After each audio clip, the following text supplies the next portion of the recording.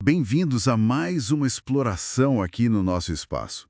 Hoje, vamos mergulhar um texto bem interessante chamado Lavradores. Ele faz parte do livro Fonte Viva, uma obra conhecida de Emmanuel, né? Psicografada pelo Chico Xavier. Sim, uma obra bastante densa e cheia de reflexões importantes. Exato. E o tema de hoje, bom, é algo universal. Trabalho, dedicação e, claro, os frutos que a gente espera colher. Mas tem um ângulo especial aqui. Que ângulo seria esse? É que tudo se inspira numa mensagem antiga, lá do apóstolo Paulo para o Timóteo, mas que, nossa, parece que foi escrita ontem, de tão atual. Ah, interessante essa conexão temporal. E qual o objetivo da nossa conversa, então? Olha, a ideia é desvendar como Emmanuel interpreta essa mensagem. Queremos refletir juntos sobre como a gente encara nossos compromissos, sabe? Aquela mania de adiar, A famosa procrastinação. essa mesmo. E, principalmente, a importância de entender de verdade para poder agir. Vamos desempacotar isso. Vamos sim, parece um ótimo ponto de partida. Então, Emmanuel começa, assim, direto ao ponto. Ele meio que coloca um espelho na nossa frente. Descreve situações que, nossa, quem nunca viu ou viveu, né? A exploração entre pessoas. E ele não limita isso ao trabalho formal, né? Não mesmo. Fala de família, amizades, aquela dinâmica onde um parece sempre se aproveitar do outro, às vezes sutilmente e às vezes nem tanto. Sim, infelizmente bem comum. E ele continua. Fala do nosso potencial, sabe? Aquela capacidade enorme que a gente tem, mas que muitas vezes fica ali, parada. Adormecida, talvez. Isso, adormecida. E aí o que acontece? É mais fácil culpar os outros, as circunstâncias, qualquer coisa fora da gente. A velha busca por um bode expiatório. Pois é.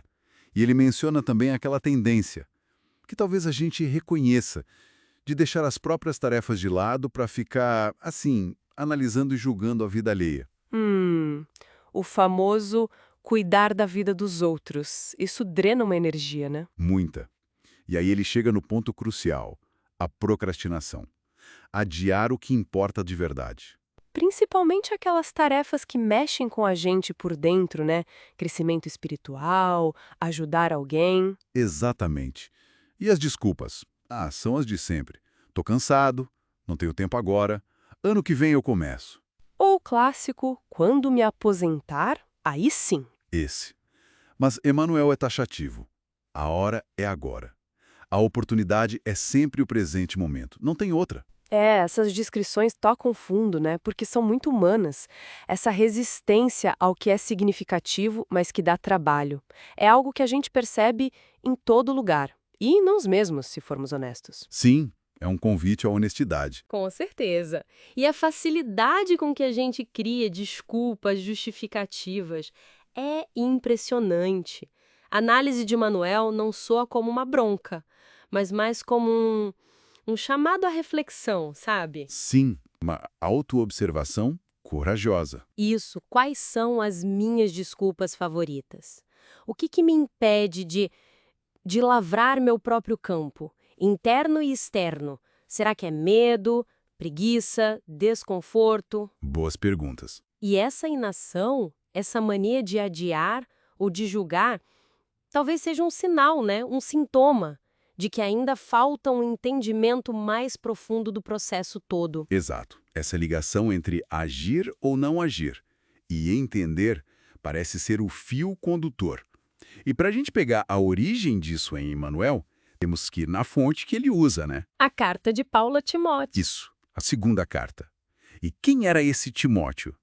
Bom, o que se sabe pelas fontes e textos é que ele era um colaborador jovem de Paulo, talvez um pouco mais reservado. Tímido, talvez. Há indícios disso, né? Paulo pedindo para as comunidades o receberem bem, para ele não se sentir intimidado. Sim, exatamente. E parece que ele também tinha questões de saúde. Numa outra carta, Paulo até dá uns conselhos sobre isso, mostra uma preocupação bem paterna, assim. Cuidado integral, né? Não só com a missão. Isso. Mas o ponto-chave é, mesmo com esse cenário jovem, talvez tímido, saúde não 100%, Paulo, que já estava numa situação difícil, preso, sentindo o fim perto. Ele aposta no Timóteo. Totalmente. Encoraja, confia tarefas importantes, impulsiona ele a levar a mensagem adiante, a tal boa nova. Mesmo tendo outros colaboradores mais experientes, talvez. Sim, tinha vários, Silas, Lucas, Barnabé, muitos outros, mas a preocupação de Paulo ali, mesmo preso, não era com ele mesmo, sabe? Era com a continuidade do trabalho. Exato, com as comunidades que estavam surgindo.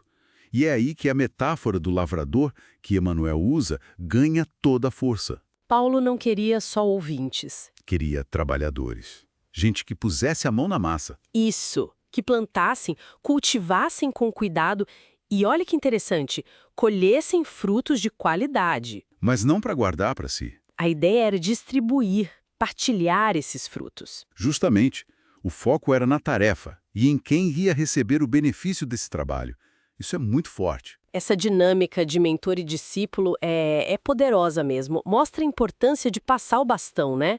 Transmitir o conhecimento, a responsabilidade, mesmo no aperto. Sim, mesmo nas piores circunstâncias. E o fato de Paulo fazer isso preso, quase às vésperas do martírio, revela um foco, nossa, totalmente altruísta. A preocupação dele ia além da própria vida. Transcendia o pessoal. Exatamente. E a metáfora do lavrador dá uma dignidade enorme para a tarefa de cada um. Não importa se você é o Timóteo, mais jovem, com desafios, você tem seu campo para cuidar.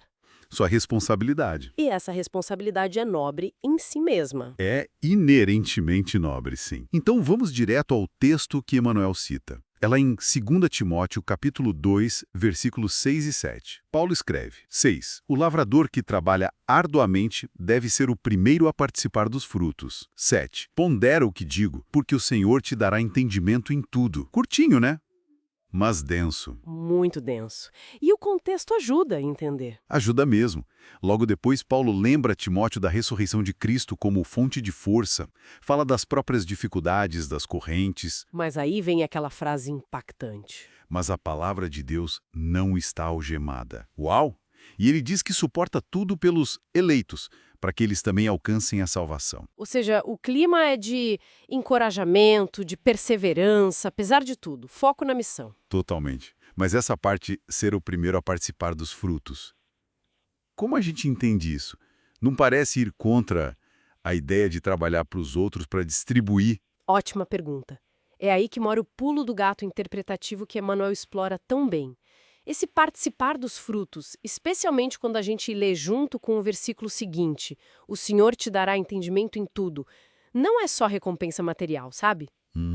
Não é o salário no fim do mês, digamos assim. Exato. A leitura mais profunda que o contexto sugere, e Emmanuel reforça, é que o primeiro fruto, o mais importante do trabalho do lavrador, é o entendimento que ele ganha. Ah, faz sentido. O próprio aprendizado no processo. Isso. Ao se esforçar, ao lavrar o campo da mensagem ou da própria transformação, ele é o primeiro a colher. Mas colhe o quê? Clareza, compreensão, crescimento interno. Uma colheita para dentro primeiro. Exatamente. E aí vem a consequência quase natural. Essa compreensão verdadeira, esse entendimento, não consegue ficar guardado. Ele cria uma necessidade de transbordar, de partilhar. Tipo, se não partilha, talvez não entendeu direito ainda. É uma ótima forma de colocar. É como se o fruto só ficasse maduro de verdade quando é oferecido.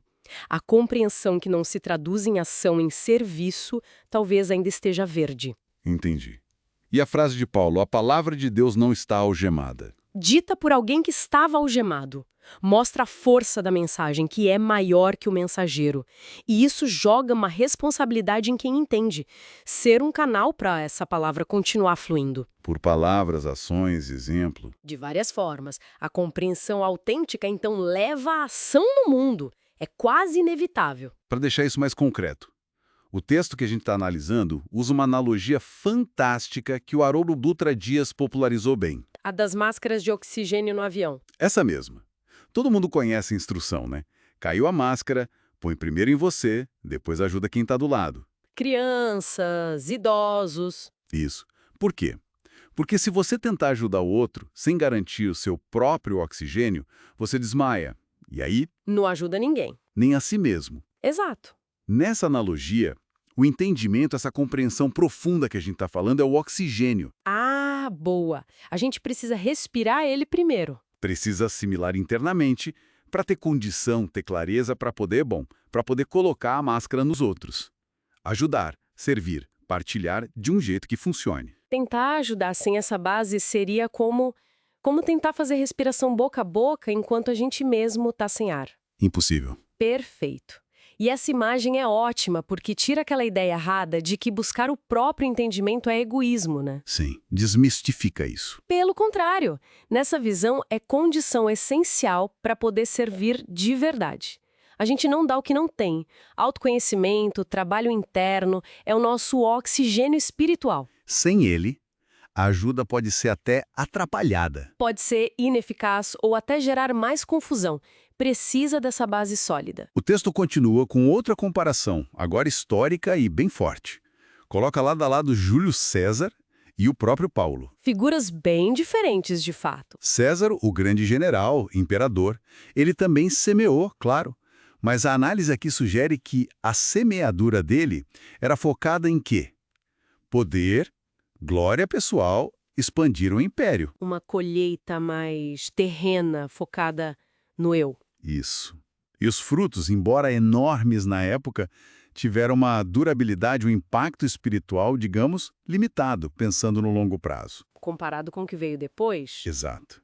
Já Paulo, nessa leitura, é outro tipo de lavrador. Ele semeou não para si, não para ganhar honra ou poder aqui na terra. A dedicação dele era um propósito maior. Sim, servir a Deus, a Jesus, espalhar a mensagem do Evangelho. Ele passou por poucas e boas, né? Perseguição, prisão, sofrimento. Muita coisa. Mas a colheita dele, a mensagem de amor, de transformação, de esperança, essa sim atravessou os séculos. Chega até nós, quase 2000 anos depois. Impressionante a força disso. A diferença estaria, então, na motivação, no propósito por trás do plantio. E se a gente conecta isso com tudo que a gente falou, essas ilustrações trazem lições muito práticas, né? Com certeza. A comparação César-Paulo, claro, é uma simplificação de figuras históricas complexas. As motivações de César foram muitas, historicamente falando. Mas como alegoria, funciona muito bem. Sim, como símbolo. Exato. Ela mostra de um jeito bem claro como a intenção por trás do que a gente faz no trabalho, em casa, nas pequenas ações, define o valor e a duração dos frutos. A qualidade da semente define a colheita. Perfeitamente.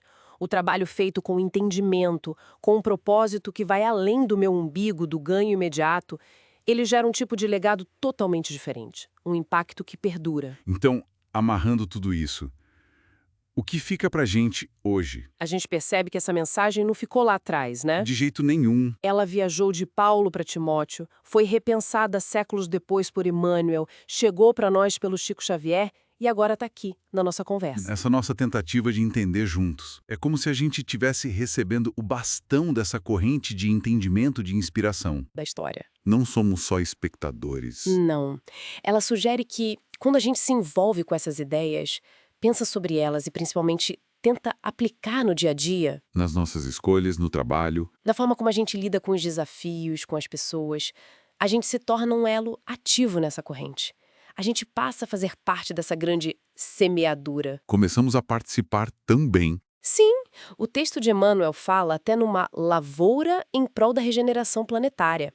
Isso amplia muito a visão, né? Nossa, amplia mesmo. Quer dizer, o nosso esforço individual para crescer moralmente, intelectualmente, para entender melhor a vida, não é só pra gente. Contribui para um bem maior. Para uma transformação do ambiente espiritual de todos nós. Exatamente. Contribui para essa regeneração maior que todos precisamos. Faz todo sentido. Então, se a gente fosse resumir a essência dessa nossa análise de lavradores, o que a gente diria?